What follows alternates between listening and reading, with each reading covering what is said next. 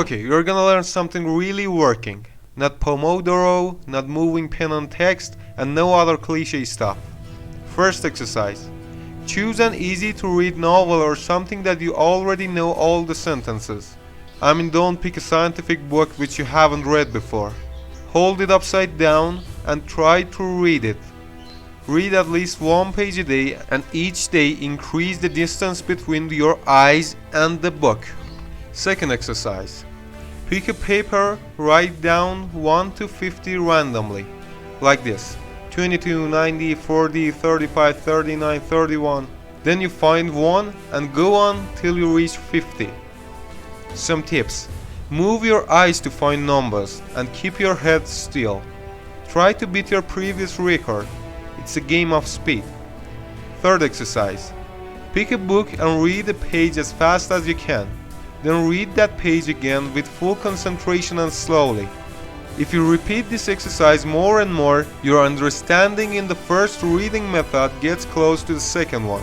After doing these exercises for 3 days, you'll feel a massive change.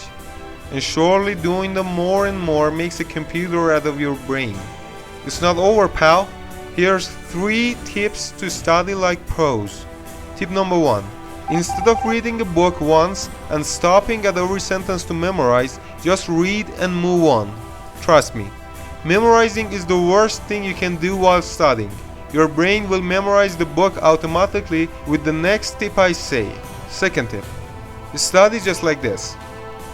First, take a look at the titles, numbers, and bold words of the chapter you want to read. Then take a 5-minute rest. After that, read as much as you can for 45 minutes. Then take a 15 minutes rest. Hey buddy, even if you're able to read for 1 or 2 hours straight, don't. Studying more than 45 minutes in one sitting mostly lowers your concentration after a few hours. After that, if it's possible, make a mind map out of what you've read and take a 5-minute rest.